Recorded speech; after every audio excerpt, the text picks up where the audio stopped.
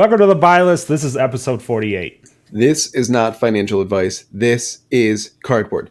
Shishaisha. Not great, Bob. So close. Better luck next time. So, yeah, Nate, how's your week in Fab been? Dude, it was fine. It was fine, Ted. No, nothing big happened, right? No, nothing big. Definitely wasn't jealous of everyone in Hartford. But I did get to open 160 boxes of heavy hitters. So that was a blast. Man, this set is really fun to open. Yes, it is. I've opened a little bit for myself. I did go out to Hartford. I flew on the world's tiniest plane back to Detroit, so that was an adventure, as it always is. Yep. But it was worth it. It was Hartford was something to see, man. I've gone to like a handful of events now where SEG is doing their con style where they have multiple games. I think the last one I went to maybe was Indy, where they had Magic and Fab was kind of. Maybe I'm misremembering it a little bit, but it definitely felt like Fab was like off in our corner in the back of the room, kind of doing our own thing, right? There was like, shoo. Hartford was a completely different feel. And it was like Fab was half the room now. And there was multiple Fab only vendors. You had Min-Max there, you had Realm there, you had I think Mongolia does Magic too, but they're very, they had a large Fab presence. And the events were taking up half the room. And I even saw Brian Gottlieb tweet out that some of the events this weekend, I think the Rabble events were larger than some of the other events at the con, which, yeah, you could feel it. There was a vibe in the air there. It was very fun. Heavy hitters is amazing. Great. Sealed is a lot of fun. Yeah. I didn't get the greatest pool in the calling, but I still had like very close games and kind of could like work through the deck. So, no complaints there. So I'm kind of coming down off that high right now, but it was, dude, heavy hitters is like, they nailed it out of the park.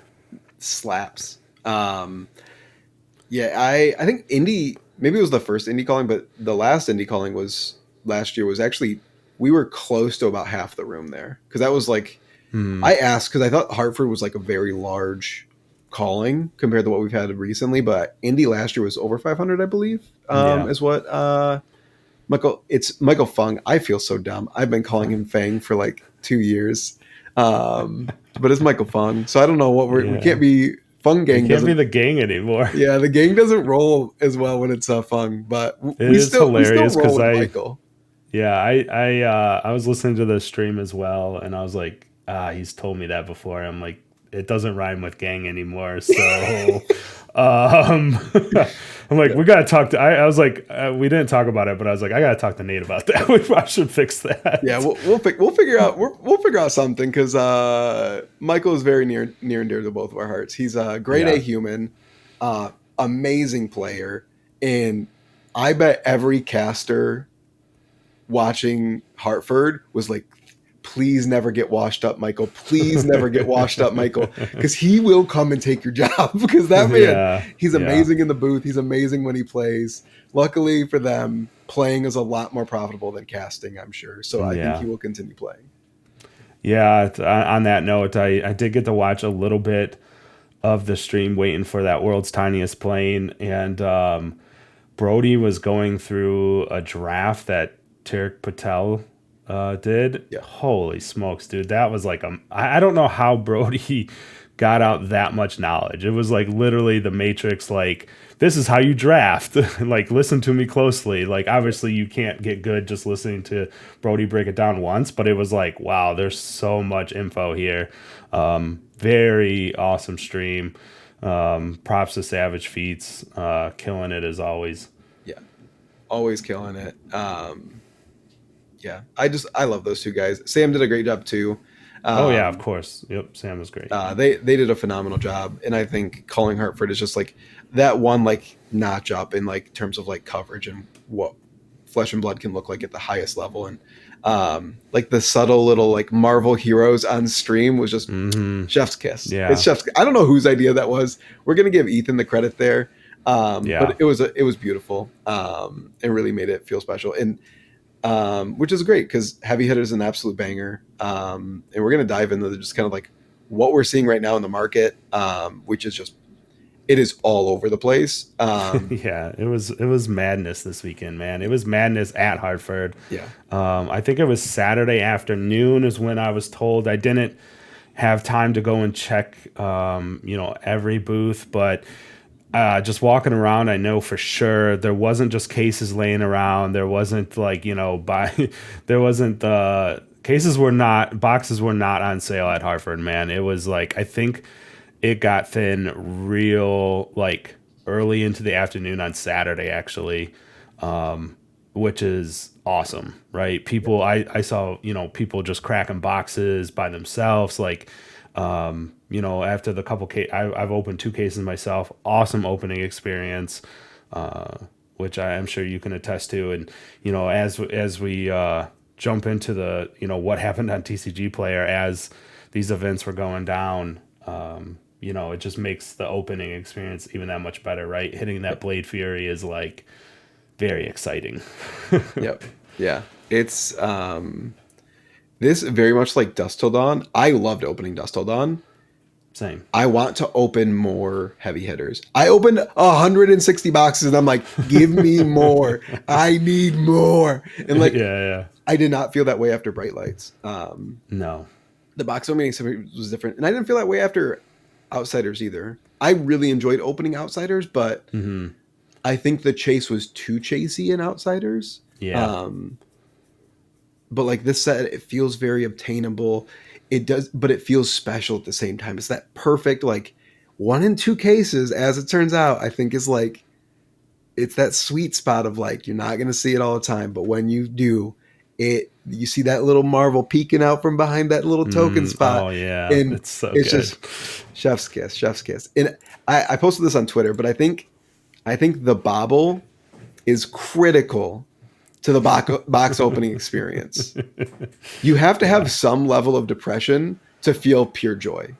Yeah. Like, Yeah. like seeing like, oh, there's a flip token in the back. Is it my legendary? Is it an expansion slot? What is it? Is it cold foil? And you flip it and it's a bobble. Man, does your heart sink? But man, it just makes it so much better when you finally hit the juice. Dude, speaking of that like level of depression, these guys right here, did you happen to get got by them? Every time I seen the text on them like the wrong way, I was like, Fable. Oh no, it wasn't it wasn't every time, but it was like the first couple packs I opened, seeing the text like going up and down on the cards. I was just like, Fable. No, it's not. It got me, man. It got me. I was just like, oh, it's so close. I did not get the pleasure of opening the Fable this set. It was me and my box opening partner in crime, Josh. Shout out to my boy. He always pulls the juice every time we open. Sure. And I just sadly didn't get any juice this time. He squeezed it all out. You got it all, yeah. But man, it's a really fun set to open. And one of the things that we wanted to talk about today too was like, with the reduction of legendaries, what that does for box prices. I know a lot of people are like a lot of things that we've seen online are like, well, that's ridiculous. Blade Furies for $22. I'm never paying that. And it's like, yeah, warmongers, Codex of Frailty, Twin Drive, Starstruck. Like, there's in the new Flesh and Blood, like Down and Dirty, there's going to be $20+ Majestics, and that's okay. And it's good. But the other thing is that with the reduction of Rainbow Foil Legendary drops, it's basically removed about half a legendary per case on average from the box opening experience. But not only from the box opening experience, from the like expected value of the cases, right? Like monetarily, yeah. like we talk about this all the time. For LSS to continue being a business and a profitable business, which they are, we've seen the numbers from the Yeah. interview. They are Yeah, I incredibly saw that. profitable. Yeah, But for yeah. them to continue that, they have to sell products and they have to have like the boxes that they sell have to hold value, whether intrinsically Yeah. or like literally the cards inside the boxes. So Yeah, LSS doesn't care. Like, yeah, let's clear that up a little bit. It's the it's not LSS caring what the box EV is per se, right? no, It's the stores yeah, that are ordering these, and the stores. It essentially comes down to confidence in the product, yeah, right? So if you're ordering these boxes, I've talked to a couple stores, right, where the last couple sets have kind of lowered that confidence level to a point where it's like we're just doing pre-orders and then we're scared to order anymore because it might just sit here like bright lights or dust till dawn, and then we're stuck with it. And LGSs have to turn over product, right? They can't just sit on things and wait for the value to come back. So if these boxes, heavy hitters, I think is trending that way. The box value goes up, they see more confidence, people come in and asking to buy them. It's not it's more to do with the LGS and getting LGSs to really want to stock and push the game. yeah. And it also comes down to like confidence in like for the players and LGSs that open the product that they don't have to fire sale these cards. Like that's the reason every set basically since Outsiders, like there's been this card that just kind of like pops off out of nowhere, where whether it's like Codex, Warmongers, Twin Drive, like Tome to an extent, all these stores are trying to open product and basically turn around and just liquidate as quick as possible. So they're all racing to the bottom, and it Yeah. creates a vortex because then there's players who are like, I really need Blade Furies. I really need Cast Bones Yeah. because it's in the deck that just won the Battle Harden. I really need like Send Packings. Yep. And all of a sudden, supply just gets eviscerated because everyone was trying to chase the bottom, but not looking at like playability. Yeah. Yeah, it was kind of a perfect storm this weekend, Nate, with the battle hardened. To an extent, the calling, right? I don't think the calling was pushing as hard as the battle hardened, obviously, Yeah. because it was a sealed event, right? I think constructed is always going to drive the market, Yeah. right? But as the top 8 came out, as the top decks were, people were reporting out what the top decks were, you started to see cards kind of just dwindle down, I think over the weekend multiple times, right? Dropped to 0 non-foils, right? Only rainbow Yep. foils, 3 listings, right? Total of like 10 cards. And yeah, that's where we sit right now, where, Cast Bones is plus, $20 plus, Blade Fury's $20 plus, right? Is because of just that perfect storm this weekend. LSS not only nailed the opening side of it, they also put in Super really playable. interesting and playable heroes. Yeah. Yeah. Here, literally, Hero, they just released one, like Wins Battle literally Hardened. 2 days later wins a Battle Harden. Great. That's phenomenal. That's exactly where you don't want that deck to be like overly oppressive in like everything that you see, but that's like what you want to see is like Yeah. that. Great. This is perfect. There was a Kasai in the top 8 as well, right? It's not all just KO. Yeah. So, that's a good sign as well to me. Yeah. So, yeah, I think it's I think we're in this little bit of a shell shock moment I think the community is, not just you and I, Yeah. because we haven't seen this in like 9 months to a year, right? Yeah. Like Outsiders made some ripples, but Dust Till Dawn kind of came out, fell flat. Bright Lights, Dash IO did some stuff, right? But it was kind of a little bit of a flash in the pan. Not saying those heroes aren't playable, but they're just not. They just don't have the power. They ain't like heavy hitters, man. The issue with Dash IO is like most of the Majestic she was running was like not from Bright Lights. Like That's High true too. Yep. Octane is like her best Yeah. card. Toma Findel. She was Yeah. using a lot of tools in bright lights, but they're all like the commons and rares. Um, and like I think, and Brian Gottlieb said it very eloquently in, I forget which interview it was, but basically like they were worried about releasing Dust Till Dawn and like having a Chain and Prism basically 2.0 where they just like run the Yeah. tables in LL and then everyone's gonna be like, oh god, again, Shadow Runeblade and a Prism Hmm. again. Yeah. And That is the worst outcome, it is. actually. As And much as I'm bummed out about the heroes not being playable in Dust Till Dawn as playable, I would be more bummed out if it was like, here's Vincent, she's so good, she LLs by like next month. I'd be like, yeah, all right, cool. great. Yeah. Yeah. So back to our original topic before we Yeah. Yeah. took a little side tour there. Basically, we've eliminated about half of a Rainbow Foil Legendary per case. Mm, In terms of the drop rate. So like that value has to go somewhere in terms of people who sell singles, in stores who open product to sell singles. Basically, that has to go somewhere because like otherwise, like mm, you just lose roughly like $20 in value. Just goes poof and it's yeah. gone. It's not even like it's cold between cold foil and rainbow foil legendaries.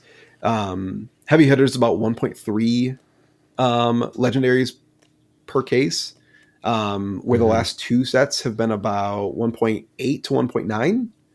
So, um, like that value Yeah. is going to go somewhere, and we're kind of seeing it with the legendaries now. The legendaries now are holding a lot higher value, um, Hmm. but not like significantly so.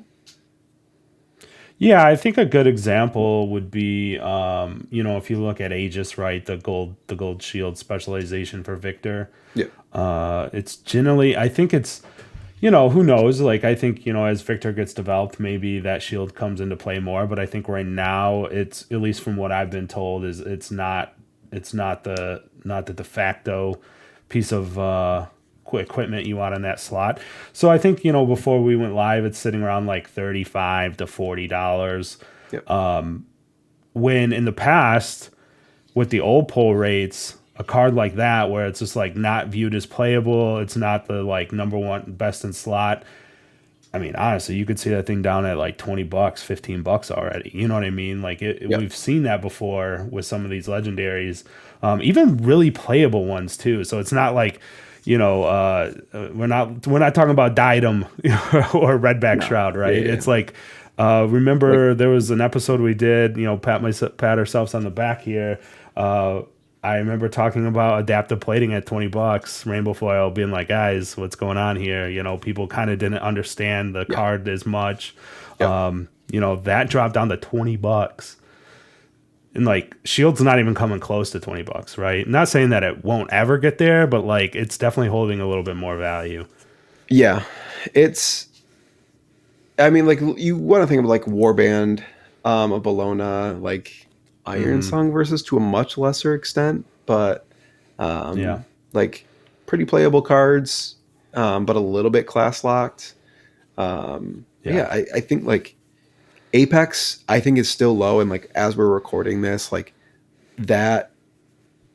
I've been watching a lot of, as you've seen, like from the Twitter, like I've been trying to keep an eye on the inventory, Yeah. and it's it gets very thin and then gets like a slight restock and then very thin and then like a slight restock, like to the point where there's like 14 listings left on TCG Player, Yeah. It's really and low that's not a lot. for a Monday after release, right? Nope. um No, that's very thin. and same thing with like grains. I've gotten so many messages on like Facebook and Discord about grains and Apex. Those are the two cards I get the most messages about. People are Yeah. because those are the ones that are like slowly bouncing back up now.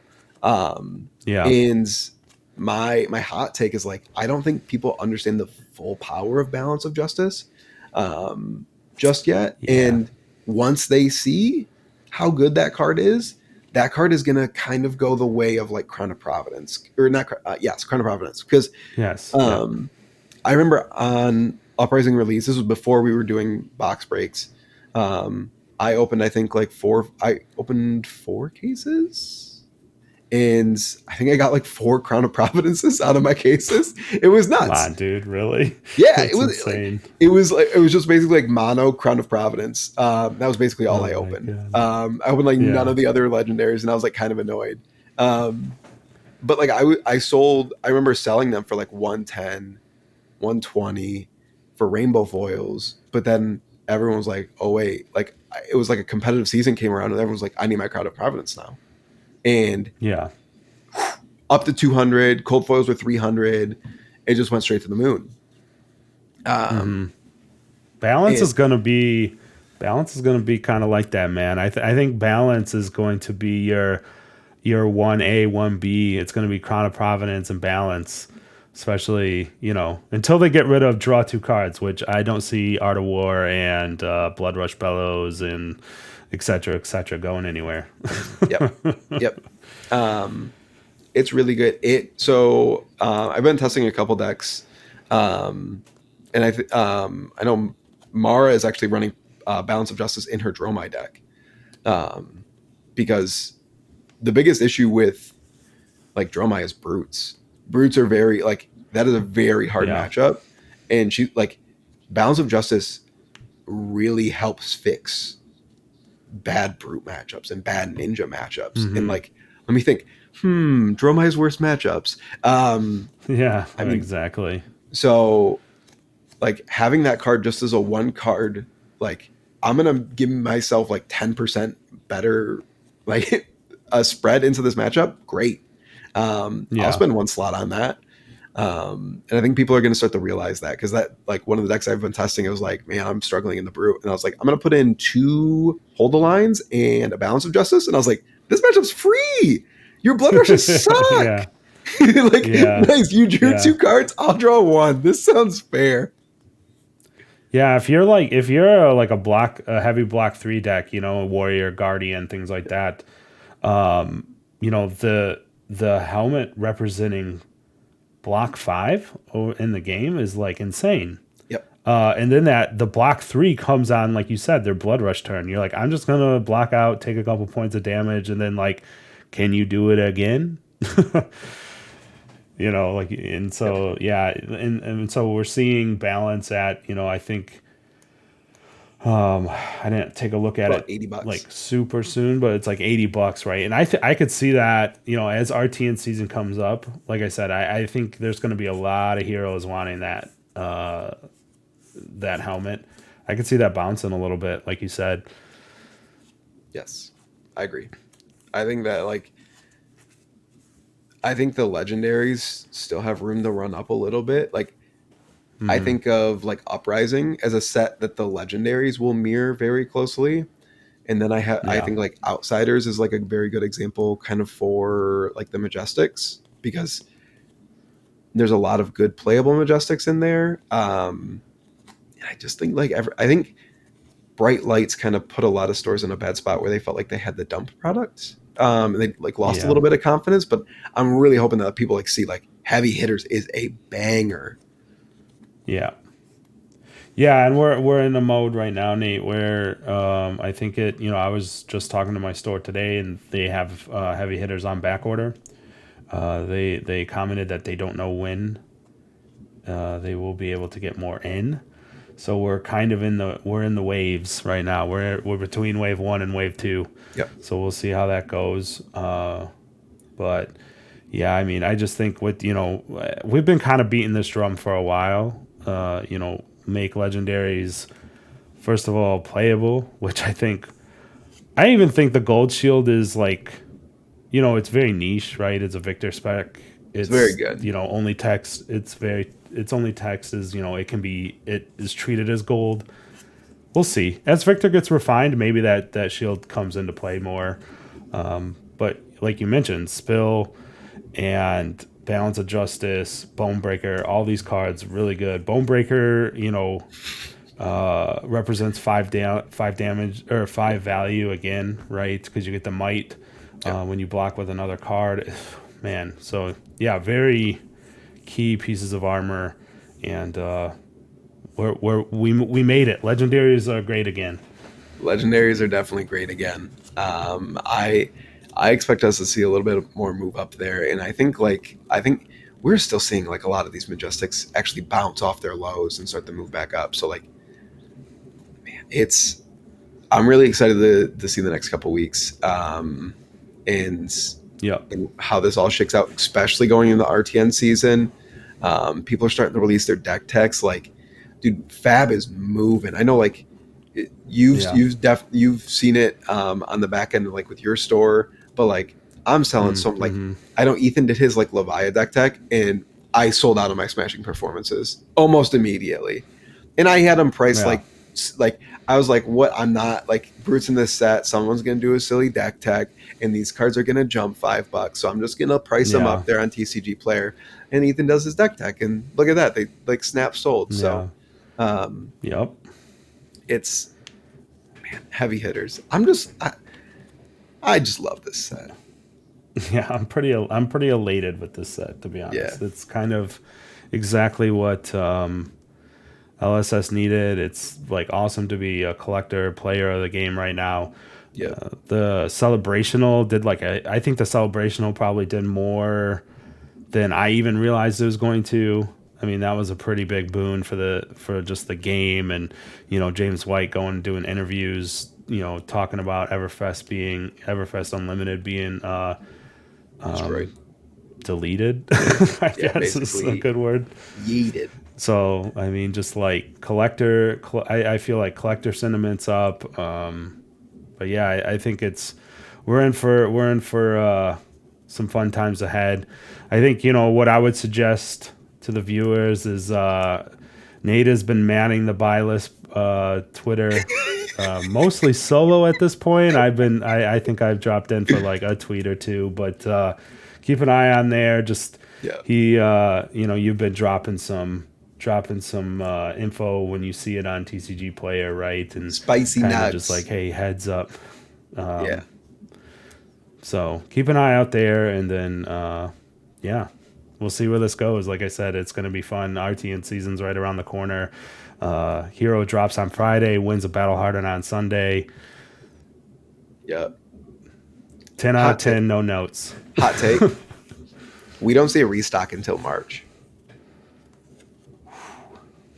Ooh, boy. I don't think Yeah, like that I would just be. I I think that the only stores that'll get additional product are ones that are running draft. Yeah, it's possible. I mean, I think, and we know that the heavy hitters print run has been reduced, Yep. right? That was let out into the world as well in one of those interviews. So I mean, I think they're doing everything right with it, right? It's good that they're adjusting, and then really taking the utilization of the wave system, right? Dude. I mean, the Oracle Strikes again are Majestic tier list, absolute banger. I went on the Tweeterverse. I refuse to call that thing X. And I before we saw the like start of the heavy hitter spoilers, I just dropped that it was gonna be an absolute banger and knockout set. And look at where we are today, boys. And I've been shouting that the 2024 is gonna be the year of Fab. It's the fucking Renaissance year. Oh, sorry, I dropped an F bomb. Oh my goodness, dude, it's fine. If a kid's We're listening, 29 minutes in. if a kid's listening Yeah. 25 minutes in, they deserve it. All right. I'm sorry, dad or mom, whoever's listening. I'm sorry, but they deserve it. They're true, passionate fans of the old flesh and blood. They can handle one F bomb. Yeah. This is a Renaissance year, dude. I'm over the moon hyped. And like you said, like at Hartford, there's zero chance that Magic players did not take notice. That any other players didn't take notice to Yeah. like, wait, I don't know how what are you all put those it, people man. doing Like, over there? That's flesh yeah. and blood? People, there's that Yeah. many people doing that? Like, because that's like what we like as flesh and blood players when we go to SCG cons, it's like a piss measuring contest. I'm gonna be a little. It's a raw meat measuring contest. Okay, Yeah. LSS did this. Okay, Yeah. it's a. Yeah. We're gonna see whose vigor is girthier, and who's filling up more of this hall. We Well, did I it would all say the time. this past weekend, we took them to Pound Town. Yeah, we did. We did. We said, "Hey, Magic, what's up? Welcome to Pound Town, baby. Population you." Population U, yes. So like, No, I mean, like, yeah, you couldn't have been in that hall. Like the Fab side of the hall was buzzing. yeah, Like it really was. yeah. And I think that's really cool. I did see a couple tweets where people were like, "Hey, my friends are longtime Magic players. Got them to like check it out due to just the buzz in the hall, right?" And I think that happened more than just that on that one tweet for sure. So it's exciting, like you said. It's a great way to start 2024. I'm excited to see the next sets. Let's keep going with heavy hitters, but like I want to see what's coming next, man. Like I'm so excited to see what's coming next. I messaged Carol because I was like, Carol, if this isn't your favorite limited set of the year, what are we in for? He's like, just wait. Yeah. Just wait. I'm like, oh my God. Like this set is Yeah, an dude. absolute Yeah, I know. stone cold banger. Yeah, I know. It's nuts. But yeah. So yeah, I think that's where we're gonna leave it here. Yeah. Just the couple minutes of hype. But yeah, please like, subscribe. Yeah, do the dues, guys. We'll be back. We're gonna be keeping an eye on everything. Check out the Twitter. It's the buy list on Twitter. And We're gonna start doing our we'll, budget deck techs again. Because yes. Carol, Oh, we're coming after you, Carol. I got my KO deck tech already. I don't know.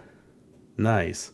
I don't know. Carol's budget deck tech had a $1,500 tectonic plating in it, so I don't know what he's got cooking over there, but Dude, balling on budget must mean different. Balling on the budget. I'm gonna spend $1,500 on a Kofo tech plate. Dude, if you want to spend $1,500, someone should call him out for that. Hit me up. Right. I got one. But all right, everybody, sounds good. Peace. We're terrible at any of these things. Good night, Brian.